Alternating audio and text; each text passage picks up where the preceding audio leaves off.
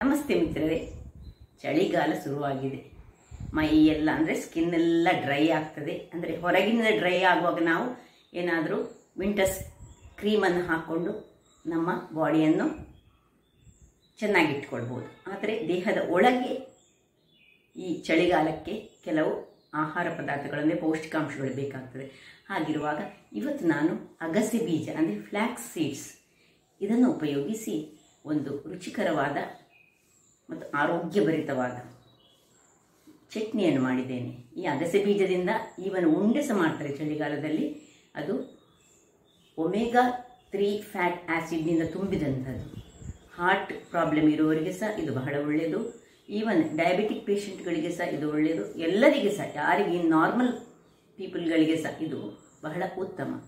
ಹಾಗಿರುವಾಗ ಇದರ ಚಟ್ನಿಯನ್ನು ಹೇಗೆ ಮಾಡುವುದು ಎಂದು ನೋಡುವ ಮೊದಲು ಯಾರೆಲ್ಲ ನನ್ನ ಚಾನಲನ್ನು ನೋಡ್ತಿದ್ದೀರಿ, ಯಾರೆಲ್ಲ ಇನ್ನೂ ಸಬ್ಸ್ಕ್ರೈಬ್ ಮಾಡಿಲ್ಲ, ದಯವಿಟ್ಟು ಸಬ್ಸ್ಕ್ರೈಬ್ ಮಾಡಿ ಸಪೋರ್ಟ್ ಮಾಡಿ ಅಂತ ಹೇಳ್ತಾ ಬನ್ನಿ ಈ ಆರೋಗ್ಯಭರಿತವಾದ ಅಗಸೆ ಬೀಜದ ಚಟ್ನಿಯನ್ನು ಹೇಗೆ ಮಾಡುವುದು ಎಂದು ನೋಡೋಣ.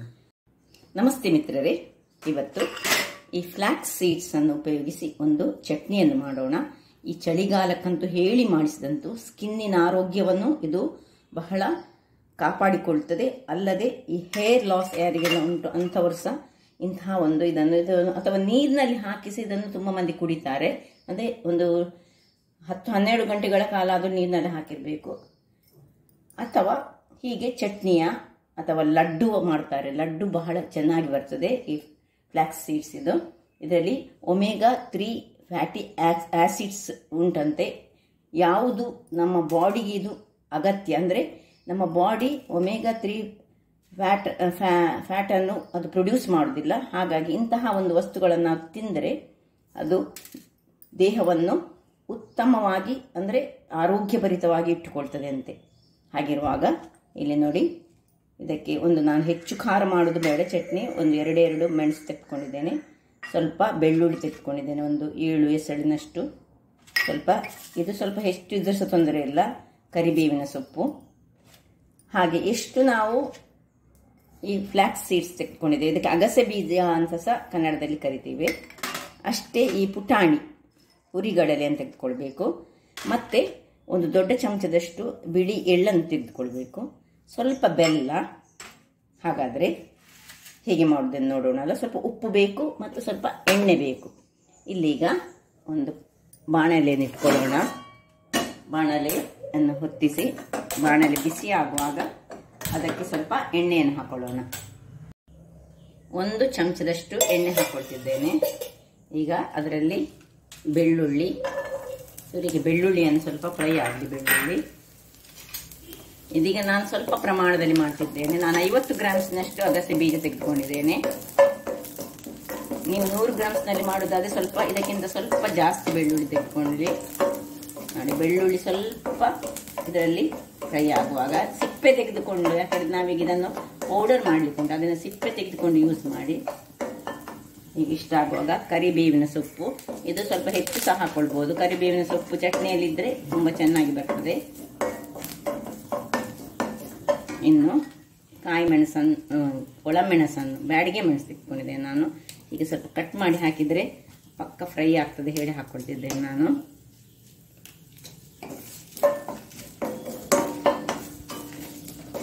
ತುಂಬ ಎಣ್ಣೆ ಬೇಡ, 1 ಚಮಚದಷ್ಟು ಎಣ್ಣೆ ಹಾಕಿದರೆ ಸಾಕು. ಎಲ್ಲವನ್ನು ಹೀಗೆ ಒಂದು ಒಟ್ಟು 7 ನಿಮಿಷಗಳ ಕಾಲ ಫ್ರೈ ಮಾಡಿಕೊಂಡು ಈಗ ಈ ಅಗಸೆ ಬೀಜ ಹಾಕ್ತಿದ್ದೇನೆ, ಅಂದರೆ ಫ್ಲ್ಯಾಕ್ಸ್ ಸೀಡ್ಸ್. ಮತ್ತು ಉರಿ ಸಣ್ಣದಿದ್ದು ನಾವು ಫ್ರೈ ಮಾಡಿಕೊಳ್ಬೇಕು. ಸಣ್ಣ ಉರಿಯಲ್ಲಿ ಫ್ರೈ ಮಾಡಬೇಕು, ಇಲ್ಲದಿದ್ದರೆ ಅದು ಕರಕಿ ಹೋಗಬಾರ್ದು. ಇನ್ನು ಇದು ಹುರಿಗಡಲೆ, ಪುಟಾಣಿ. ನೀವು ಪುಟಾಣಿಯ ಬದಲು ಡ್ರೈ ಕೊಕೊನಟ್ಸ್ ತೆಗೆದುಕೊಳ್ಬೋದು. ಸ್ವಲ್ಪ ಅರ್ಧ ಪುಟಾಣಿ, ಅರ್ಧ ಡ್ರೈ ಕೊಕೊನಟ್ ಪೌಡರ್ ತೆಗೆದುಕೊಳ್ಬೋದು. ಅಥವಾ ಖಾಲಿ ಪುಟಾಣಿ ತೆಗೆದುಕೊಳ್ಬೋದು, ಅಥವಾ ಖಾಲಿ ಡ್ರೈ ಕೊಕೊನಟ್ ಪೌಡರ್ ತೆಗೆದುಕೊಳ್ಬೋದು. ಯಾವುದು ಆಗ್ತದೆ, 2ರಲ್ಲಿ 1 ಆಗ್ತದೆ. ಇನ್ನು ನೋಡಿ, ಈ ಎಳ್ಳನ್ನು ಹಾಕ್ಕೊಳ್ತಿದ್ದೇನೆ. ಬಿಳಿ ಎಳ್ಳು ಸಹ ಆಗ್ತದೆ, ಅಥವಾ ನಿಮಗೆ ಕಪ್ಪು ಎಳ್ಳು ಸಹ ಆಗ್ತದೆ, ಯಾವುದು ಆಗ್ತದೆ. ಸಣ್ಣ ಉರಿಯಲ್ಲಿ ಹಾಕ್ಕೊಳ್ಬೇಕು. ಇನ್ನು ನೋಡಿ ಇದು ಒಳ್ಳೆ ಸ್ವಲ್ಪ ಡ್ರೈ ಆಗಿ ಒಂದು 5-6 ನಿಮಿಷಗಳ ಕಾಲ ಇದನ್ನು ನಿಧಾನದ ಉರಿಯಲ್ಲಿ ಹಾಕಿ ಇನ್ನು ಸ್ವಲ್ಪ ಎಷ್ಟು ನಮಗೆ ಅದಕ್ಕೆ ಉಪ್ಪು ಬೇಕಾಗ್ತದೆ ನೋಡಿ ಅಷ್ಟು ಉಪ್ಪನ್ನು ಅದಕ್ಕೆ ಹಾಕೊಳ್ಳೋಣ. ಇನ್ನು ಒಂದು ತುಂಡು ಹುಳಿ ಬೇಕು, ಹುಳಿಯನ್ನು ಹಾಕೊಳ್ತೇನೆ ನೋಡಿ. ಹುಳಿಯನ್ನು ಮಧ್ಯಕ್ಕೆ ಹಾಕೊಳ್ಳೋಣ ನೋಡಿ, ಎಲ್ಲ ಸ್ವೀಟ್ಸ್. ಇನ್ನು ಉಪ್ಪನ್ನು ಹಾಕೊಳ್ಳೋಣ. ಉಪ್ಪು ಹಾಕಿ ಆಯಿತು. ಬೆಲ್ಲ ಒಂದು ಸ್ವಲ್ಪ ಬೆಲ್ಲ ಹಾಕೊಳ್ಳೋಣ. ಅದು ಸ್ವಲ್ಪ ಅದರ ಫ್ಲೇವರನ್ನು ಒಳ್ಳೆ ಕೊಡ್ತದೆ. ಎಳ್ಳು ಹೊಡಿಲಿಕ್ಕೆ ಶುರು ಆಗುವಾಗ ಕೊನೆಗೆ ಎಳ್ಳು ಹಾಕಿದ್ದು ನಾವು ಇದನ್ನು ಆಫ್ ಮಾಡ್ಕೊಳ್ಳೋಣ. ಇನ್ನು ಇಷ್ಟನ್ನು ತಣ್ಣಗಾಗಲಿಕ್ಕೆ ಬಿಡಬೇಕು. ವೀಕ್ಷಕರೇ, ಇಲ್ಲಿ ನೋಡಿ ತಣ್ಣಗಾಗಿದೆ. ಈಗ ಇದನ್ನೊಂದು ಮಿಕ್ಸಿ ಜಾರ್ನಲ್ಲಿ ಹಾಕ್ಕೊಂಡು ಪೌಡರ್ ಮಾಡ್ಕೊಳ್ಳೋಣ ನೋಡಿ. ಅದನ್ನು ತಿನ್ಲಿಕ್ಕೆ ನಂದು ನೀರು ದೋಸೆ ಸಹ ರೆಡಿ ಆಗ್ತಾ ಉಂಟು. ಈಗ ಹುಳಿ ಸಹ ಹಾಕೊಂಡಿದ್ದೇನೆ, ಉಪ್ಪು ಸಹ ಹಾಕೊಂಡಿದ್ದೇನೆ. ಇದನ್ನು ಪೌಡರ್ ರೀತಿಯಲ್ಲಿ ಮಾಡಿ ನೀವು ಶೇಖರಣೆ ಮಾಡಿ ಸಹ ಇಟ್ಟುಕೊಳ್ಬೋದು. ಅಥವಾ ನಿಮಗೆ ಇದನ್ನು ನೀರು ಬೇಕಿದ್ರೆ ಇದನ್ನು ಪೌಡರ್ ಮಾಡಿದ ಮೇಲೆ ಇದಕ್ಕೆ ಸ್ವಲ್ಪ ತುಪ್ಪವನ್ನು ಹಾಕೊಂಡು ಅದನ್ನು ಸ್ವಲ್ಪ ಕಲರಿಸಿಕೊಂಡು ಸಹ ತಿನ್ಬೋದು ನೋಡಿ. ಇದನಿಗೆ ನಾನು ಪೌಡರ್ ಮಾಡಿ ತರ್ತೇನೆ. ಇಲ್ಲಿ ನೋಡಿ ವೀಕ್ಷಕರೇ, ಪೌಡರ್ ಆಗಿ ಬಂತು ನೋಡಿ, ಹೇಗೆ ಆಯ್ತು ನೋಡಿ.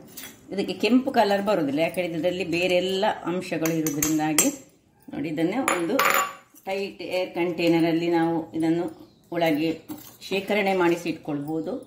ಅಥವಾ ನೋಡಿ ನಾನು ಹೇಳಿದ್ದೇನೆ ಹೀಗೆ ಇಲ್ಲಿ ದೋಸೆ ಮಾಡಿದ್ದೇನೆ ನಾನೀಗ ನೋಡಿ. ನೀರು ದೋಸೆ ಒಟ್ಟಿಗೆ ನಾವು ಸ್ವಲ್ಪ ಹಾಕ್ಕೊಂಡು ಸೀದಾ ಹೀಗೆ ಸಹ ತಿನ್ಬೋದು, ಅನ್ನದೊಟ್ಟಿಗೆ ಕಲಸಿಕೊಂಡು ಸಹ ತಿನ್ಬೋದು. ಅದರೊಟ್ಟಿಗೆ ಸ್ವಲ್ಪ ನೋಡಿ ತುಪ್ಪವನ್ನು ಮಿಕ್ಸ್ ಮಾಡಿ ಸಹ ತಿಂದರೆ ದೇಹಕ್ಕಂತೂ ಬಹಳ ಉತ್ತಮ. ಅನೇಕ ಪೌಷ್ಟಿಕಾಂಶಗಳನ್ನು ಹೊಂದಿದೆ. ನಾನು ಮೊದಲೇ ಹೇಳಿದೆ, ಇದು ಯಾರಿಗೆ ಹಾರ್ಟ್ ಪ್ರಾಬ್ಲಮ್ ಉಂಟು ಅಂಥವರು ಸಹ ತಿಂದರೆ ಬಹಳ ಉತ್ತಮ. ಇದನ್ನು ಚೆನ್ನಾಗಿ ನೋಡಿ ಹೀಗೆ ಕಲಡಿಸಿಕೊಂಡು ತುಪ್ಪದಲ್ಲಿ ಕಲಡಿಸಿ ಒಂದು ದೋಸೆ ಎಲ್ಲ ಇದ್ದರೆ ಅದರಲ್ಲಿ ಹೀಗೆ ಮಾಡಿ ತಿನ್ನೋದು ಬಹಳ ಉತ್ತಮ. ಹಾಗಾದರೆ ನೋಡಿದ್ರಲ್ಲ ವೀಕ್ಷಕರೇ, ಇಲ್ಲಿ ನೋಡಿ ಇದನ್ನೆಲ್ಲ ಒಂದು ನಾನೀಗ ಬಾಟ್ಲಲ್ಲಿ ಹಾಕಿಟ್ಕೊಳ್ತೇನೆ. ಯಾವಾಗ ನಮಗೆ ಬೇಕು ಆಗ ಇದನ್ನು ಯೂಸ್ ಮಾಡ್ಕೊಳ್ಬೋದು. ಈ ಚಳಿಗಾಲದಲ್ಲಂತೂ ಬಹಳ ಒಳ್ಳೆಯದು. ನಾನು ಆಗಲೇ ಹೇಳಿದೆ ಯಾವುದಕ್ಕೆಲ್ಲ ಉತ್ತಮ ಅಂತ. ಹಾಗಾದರೆ ನೋಡಿದ್ರಲ್ಲ ವೀಕ್ಷಕರೇ, ನನ್ನ ಈ ಕುಕಿಂಗ್ ಚಾನಲ್ ನಿಮಗೆ ಇಷ್ಟ ಆದರೆ ಬೋಳೂರು ಸುವರ್ಣ ಚಾನಲನ್ನು ಲೈಕ್ ಮಾಡಿ, ಶೇರ್ ಮಾಡಿ ಹಾಗೂ ಸಬ್ಸ್ಕ್ರೈಬ್ ಮಾಡಿ. ಹಾಗೂ ನನ್ನ ಇನ್ಸ್ಟಾಗ್ರಾಮ್ ಪೇಜನ್ನು ಫಾಲೋ ಮಾಡಿ. ಧನ್ಯವಾದಗಳು.